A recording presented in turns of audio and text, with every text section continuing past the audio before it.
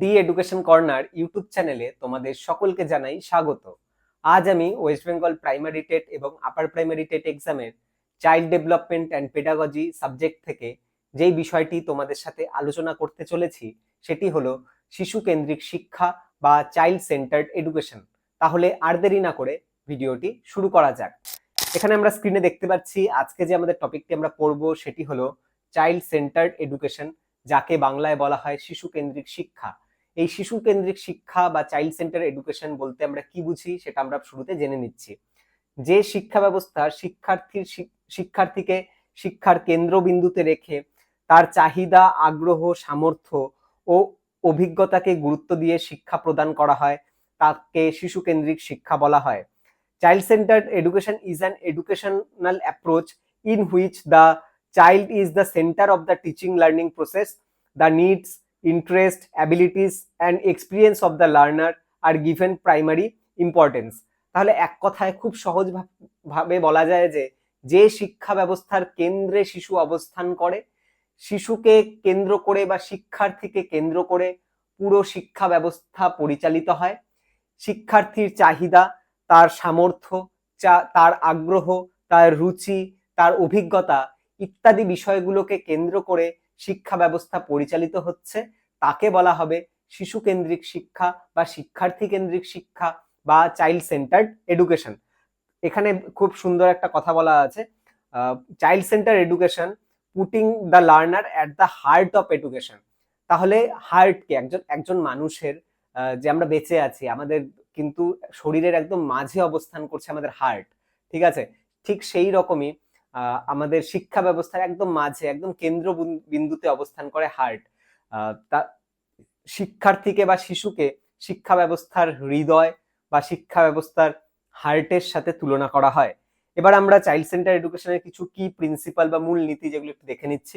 প্রথমটি হচ্ছে learner is the centre, অর্থাৎ শিক্ষার্থী কেন্দ্রে, এই শিক্ষা ব্যবস্থার কেন্দ্রে অবস্থান করবে শিশু। রেসপেক্ট নিডস অ্যান্ড ইন্টারেস্ট, প্রত্যেকটি শিক্ষার্থীর চাহিদা এবং তার যে ইন্টারেস্ট বা আগ্রহ রয়েছে তাকে গুরুত্ব দেওয়া হবে। Builds the abilities and experience, প্রত্যেক শিশুর অ্যাবিলিটি বা সামর্থ্য বা তার অভিজ্ঞতাকে গুরুত্ব দেওয়া হবে। এনকারেজ অ্যাক্টিভ পার্টিসিপেশন, প্রত্যেক শিশুর পার্টিসিপেশন ক্লাসরুমে বা শিক্ষা ক্ষেত্রে প্রত্যেকটি শিশুর অ্যাক্টিভ পার্টিসিপেশনকে এনশিওর করা হবে। নেক্সট হচ্ছে promotes holistic development. Holistic development বলতে বোঝায় সর্বাঙ্গীন বিকাশ। সর্বাঙ্গীন বিকাশ কি আমরা আগেই পড়েছি। সর্বাঙ্গীন বিকাশ বলতে যেখানে বৌদ্ধিক বিকাশ বা মানসিক বিকাশ, দৈহিক বিকাশ, সামাজিক বিকাশ, প্রাক্ষবিক বিকাশ, নৈতিক বিকাশ, সমস্ত বিকাশের সমস্ত ক্ষেত্রগুলিকে নিয়ে কিন্তু গঠিত হয় হচ্ছে আমাদের সামগ্রিক বিকাশ। এই শিশু কেন্দ্রিক শিক্ষা ব্যবস্থা শিশুর সামগ্রিক বিকাশের ওপর কিন্তু গুরুত্ব দেয়। শিশু কেন্দ্রিক শিক্ষার বা চাইল্ড সেন্টার এডুকেশনের জনক হলেন জিন জ্যাক রুশো। রুশোকে শিশু কেন্দ্রিক শিক্ষার জনক বলা হয়। এই রুশোর লেখা দুটি বিখ্যাত বই আছে, একটির নাম হচ্ছে এমিলি বা এমিল, আরেকটি হলো দা সোশ্যাল কন্ট্রাক্ট। দুটো বই হচ্ছে 1762 খ্রিস্টাব্দে প্রকাশিত হচ্ছে। তাহলে শিশু কেন্দ্রিক শিক্ষার জনককে জিন জ্যাক রুশো। এই জিন জ্যাক রুশো কে বা জ্যাক রুশোকে কিন্তু আমরা শিশু কেন্দ্রিক শিক্ষার জনক বলি। তিনি একজন প্রকৃতি কেন্দ্রিক বা প্রকৃতিবাদী দার্শনিক ছিলেন। তিনি প্রকৃতির কোলে শিক্ষার কথা বলেন। তিনি শিক্ষার্থীদের ন্যাচারাল ডেভেলপমেন্ট বা স্বাভাবিক বিকাশকে বা স্বতঃস্ফূর্ত বিকাশকে গুরুত্ব দিয়েছেন। তিনি বলেছেন শিশুর বিকাশ হবে প্রকৃতির কোলে, ঠিক আছে, বা প্রকৃতি কেন্দ্রিক। তিনি পাঠ্যপুস্তক কেন্দ্রিক শিক্ষা ব্যবস্থা বা বুকিশ নলেজকে তিনি রিজেক্ট করেছেন। তিনি প্রকৃতি থেকে শিক্ষার্থীদের শিক্ষা নেওয়ার কথা বলেন এবং শিক্ষার্থীর স্বাভাবিক বিকাশকে গুরুত্ব দিয়েছেন। শিক্ষার্থীদের ওপর বইয়ের বোঝা বা শিক্ষার বোঝা চাপিয়ে দেওয়া যাবে না, স্বতঃস্ফূর্তভাবে তারা শিক্ষা গ্রহণ করবে। এগুলো জিন জ্যাক রুশো তার শিক্ষা দর্শনে বলেছেন, তাই তাকে আমরা শিশু কেন্দ্রিক শিক্ষার জনক বলে থাকি। এরপর পরের পেজে আমরা পড়বো হচ্ছে characteristics of child centred education বা শিশু কেন্দ্রিক শিক্ষার বিভিন্ন যে বৈশিষ্ট্যগুলো রয়েছে সেগুলো এক এক করে আলোচনা করব। সবার প্রথম বৈশিষ্ট্যটি রয়েছে child is the centre of education. তাহলে শিক্ষা ব্যবস্থার কেন্দ্রে অবস্থান করবে। আমরা যদি এই টোটাল সার্কেলটিকে আমরা শিক্ষা ব্যবস্থা বলি তাহলে তার ঠিক সেন্টারে অবস্থান করবে কিন্তু শিশু। শিশুকে কেন্দ্র করে সমস্ত শিক্ষা ব্যবস্থায় কিন্তু পরিচালিত হবে। তাহলে কি বলছে, শিক্ষার্থী শিক্ষার কেন্দ্রবিন্দু, শিক্ষার্থীই থাকবে শিক্ষা ব্যবস্থার কেন্দ্রবিন্দুতে। 2 নম্বর বৈশিষ্ট্য যেটা আমরা পড়বো সেটা হচ্ছে importance is given to the needs, interest and experience of learner. শিক্ষার্থীর চাহিদা, আগ্রহ ও অভিজ্ঞতাকে গুরুত্ব দেওয়া হবে। যেহেতু শিক্ষা ব্যবস্থার কেন্দ্রে শিশু অবস্থান করছে, তাই তার আগ্রহ, তার চাহিদা, তার অভিজ্ঞতাকে গুরুত্ব দিয়েই কিন্তু শিক্ষা ব্যবস্থা পরিচালিত হবে। 3 নম্বর ক্যারেক্টারিস্টিক্সটা দেখে নিচ্ছে। Teacher act as a facilitator or guide. শিক্ষক ফ্যাসিলিটেটর বা সহায়ক বা গাইড বা পথপ্রদর্শকের ভূমিকা পালন করবে। তাহলে এই চাইল্ড সেন্টার এডুকেশন বা শিশু কেন্দ্রিক শিক্ষা ব্যবস্থায় কিন্তু একজন শিক্ষকের দায়িত্ব হবে ফ্যাসিলিটেটরের বা সহায়তাকারী বা গাইড বা পথপ্রদর্শক। একজন এই চাইল্ড সেন্টার এডুকেশন কিন্তু কখনোই টিচার সেন্ট্রিক এডুকেশন না। শিক্ষা ব্যবস্থার কেন্দ্রে শিক্ষক অবস্থান করছে না, শিক্ষক শুধুমাত্র এখানে একজন পথপ্রদর্শক বা একজন সহায়তাকারী, যিনি প্রতিটি পদক্ষেপে শিক্ষার্থীদের তাদের প্রয়োজন অনুসারে সহায়তা প্রদান করবে, তাদেরকে আরো বেশি জ্ঞান অর্জনের ক্ষেত্রে বা তাদের স্বাভাবিক বিকাশের ক্ষেত্রে শিক্ষক কি করবেন, সবসময় তাকে সহায়তা করবেন। তাই টিচারকে এখানে ফ্যাসিলিটেটর বলা হচ্ছে। 4 নম্বর ক্যারেক্টারিস্টিক্সটা পড়ে নিচ্ছি। Students plays an active role in the learning. শিক্ষার্থী শেখার প্রক্রিয়ায় সক্রিয় ভূমিকা পালন করবে। অর্থাৎ চাইল্ড সেন্টার এডুকেশনে শিক্ষার্থীরা কিন্তু সব সময় সক্রিয় থাকবে বা অ্যাক্টিভ থাকবে। ক্লাসরুমের কাজকর্মে বা টোটাল শিক্ষা ব্যবস্থায় বা শিক্ষা প্রণালীতে বা শিক্ষাদান কর্মসূচিতে শিক্ষার্থী কিন্তু অ্যাক্টিভ ভাবে পার্টিসিপেশন তার থাকবে। তিনি একদম প্রত্যক্ষভাবে ক্লাসের বিভিন্ন কাজকর্মগুলিতে শিক্ষার্থীরা অংশগ্রহণ করবে। কোনো শিক্ষার্থী যেন নিষ্ক্রিয়ভাবে না থাকে। একজন শিক্ষকের দায়িত্ব হবে প্রত্যেকটা শিক্ষার্থীকে সমানভাবে প্রত্যেক শিক্ষার্থীকে গুরুত্ব দেওয়া এবং তাদের প্রত্যেক শিক্ষার্থীদের ক্লাসের কিন্তু অ্যাক্টিভ ভাবে পার্টিসিপেট করানো। ঠিক আছে, তাহলে এখানে আমরা 4টা ক্যারেক্টারিস্টিক্স পড়ে নিলাম। এরপরে 5 নম্বর যে ক্যারেক্টারিস্টিক্সটা পড়বো সেটি হচ্ছে ক্রিয়েটিভিটি, ট্যালেন্টস অ্যান্ড স্কিলস আর এনকারেজ। আমরা জানি প্রত্যেক শিক্ষার্থীর মধ্যেই কোনো কিছু না কিছু ট্যালেন্ট বা সম্ভাবনা থাকে। শিক্ষার্থীদের মধ্যে ক্রিয়েটিভিটি বা সৃজনশীলতা থাকে, শিক্ষার্থীদের মধ্যে দক্ষতা বা স্কিল থাকে। শিক্ষক কিন্তু সেই সমস্ত স্কিল বা ক্রিয়েটিভিটি বা ট্যালেন্ট গুলোকে শনাক্ত করবেন এবং সেগুলোকে আরো বৃদ্ধি করতে কিন্তু সাহায্য করবে। তাহলে শিক্ষক এখানে শিক্ষার্থীদের ক্রিয়েটিভিটি, ট্যালেন্ট বা স্কিল গুলোকে এনকারেজ করবে এই শিশু কেন্দ্রিক শিক্ষা ব্যবস্থা। 6 নম্বর যে ক্যারেক্টারিস্টিক্সটা রয়েছে, freedom is provided to learners. শিক্ষার্থীদের সহায়তা প্রদান করা হবে।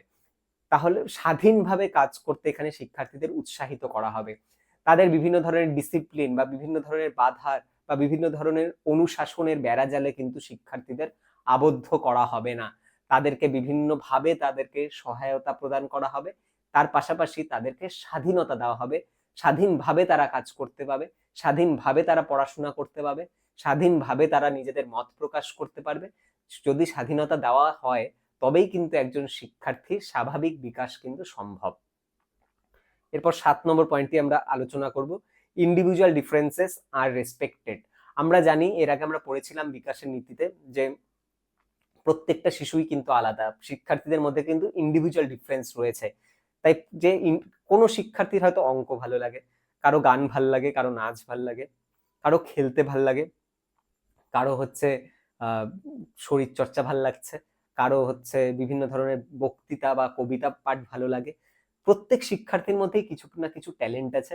প্রত্যেকেরই কিন্তু চাহিদা, রুচি কিন্তু আলাদা। তার জন্যই তাই কিন্তু শিক্ষার্থীদের এই ইন্ডিভিজুয়াল ডিফারেন্সকে কিন্তু বা ব্যক্তি বৈষম্যতাকে কিন্তু রেসপেক্ট দেওয়া হয় এই চাইল্ড সেন্টার এডুকেশনে। প্রত্যেক শিশুর রুচি, চাহিদা, সামর্থ্যকে যেহেতু গুরুত্ব দেওয়া হচ্ছে, তাই বলা যায় যে চাইল্ড সেন্টার এডুকেশন কিন্তু ইন্ডিভিজুয়াল ডিফারেন্স বা ব্যক্তি বৈষম্যকে কিন্তু কিন্তু কি করে, সাপোর্ট করছে।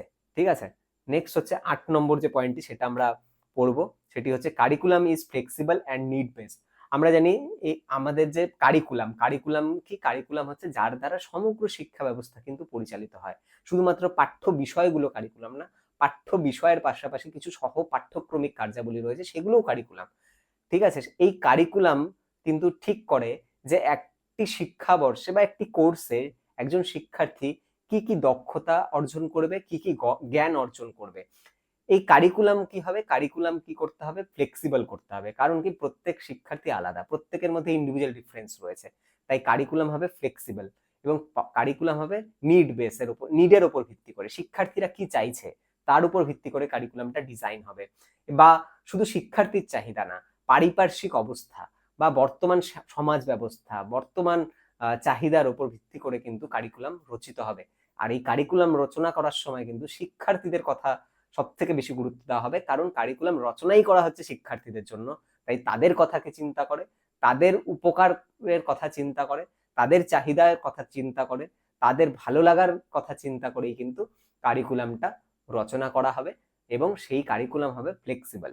নেক্সট 9 নম্বর পয়েন্টে আমরা আলোচনা করব, learning by doing is emphasize. Child centre এডুকেশনেও কিন্তু লার্নিং বাই ডুইং বা হাতে কলমে শিক্ষাকে বা হাতে কলমে কাজের মাধ্যমে শিক্ষাকে কিন্তু গুরুত্ব দেওয়া হচ্ছে। তাহলে এখানে আমরা চাইল্ড সেন্টার এডুকেশনের ক্যারেক্টারিস্টিক্স গুলো পড়ে নিলাম। লাস্ট পেজে আমরা দেখব role of teacher and student. যে চাইল্ড সেন্টার এডুকেশন বা শিশু কেন্দ্রিক শিক্ষায় শিশু ও শিক্ষার্থী ও শিক্ষক উভয়ের কি ভূমিকা থাকবে সেটা আমরা দেখব। টিচার প্রথমে টিচার বা শিক্ষকের কি ভূমিকা রয়েছে সেটা দেখে নিচ্ছি। ফ্যাসিলিটেটর বা গাইড, আমরা এটা পড়লাম যে টিচার এখানে ফ্যাসিলিটেটর বা গাইডের ভূমিকা পালন করবে। শিক্ষার্থীর চাহিদা অনুসারে শিক্ষক কি করবে, তাদেরকে ফ্যাসিলিটেট করবে বা সহায়তা প্রদান করবে, তাদেরকে গাইড করবে বা তাদের পথ প্রদর্শকের ভূমিকা পালন করবে। নেক্সট হচ্ছে সাপোর্টস লার্নিং। লার্নিং এর ক্ষেত্রে শিক্ষার্থীরা লার্নিং করবে, শিক্ষার্থীদের শিখন হবে, শিখনের মাধ্যমে শিক্ষার্থীরা বিভিন্ন জ্ঞান বা অভিজ্ঞতা অর্জন করবে। সেই সময় শিক্ষক কি করবেন, তাদেরকে সাপোর্ট দেবে, তাদের যা যা সহায়তা প্রয়োজন সেই সহায়তাগুলো তিনি করবেন। নেক্সট হচ্ছে ক্রিয়েটস লার্নিং এনভায়রনমেন্ট। শিক্ষকরা কি করবেন, টিচিং লার্নিং এর জন্য একটা পারফেক্ট এনভায়রনমেন্ট ক্রিয়েট করবে। যে টিচিং লার্নিং এনভায়রনমেন্টটা হবে ডেমোক্রেটিক, গণতান্ত্রিক পরিবেশে কিন্তু শিক্ষার্থীদের পড়াবেন বা শিক্ষাদান করবেন। শিক্ষকেরই কাজ, কিন্তু শিক্ষক কিন্তু সেই টিচিং লার্নিং এনভায়রনমেন্টটা নির্মাণ করবেন যাতে শিক্ষার্থীদের সুবিধা হয়। আর সেই টিচিং লার্নিং এনভায়রনমেন্টটা অবশ্যই ডেমোক্রেটিক বা গণতান্ত্রিক হবে, যেখানে শিক্ষার্থীদের তিনি সুযোগ দিবেন তাদের মত প্রকাশ করা। এবার আমরা দেখব স্টুডেন্টদের কি কি রোল রয়েছে। প্রথমটা হচ্ছে অ্যাক্টিভ লার্নার। স্টুডেন্টরা অ্যাক্টিভ থাকবে ক্লাসরুমে, স্টুডেন্টরা তাদের বিভিন্ন কাজগুলো তাদের যেগুলো করতে হবে সেগুলো তারা সক্রিয়ভাবে কিন্তু সম্পন্ন করবে। তারা চুপচাপ ক্লাসে বসে থাকবে না, নিষ্ক্রিয়ভাবে থাকবে না, তারা অ্যাক্টিভলি পার্টিসিপেট করবে। নেক্সট হচ্ছে পার্টিসিপেট অ্যাক্টিভলি, যেটা এখনই বললাম, ক্লাসরুমের বিভিন্ন কাজ বা অ্যাক্টিভিটিস গুলোতে স্টুডেন্টরা অ্যাক্টিভলি পার্টিসিপেট করবে। নেক্সট হচ্ছে এক্সপ্লোর অ্যান্ড ডিসকভার নলেজ।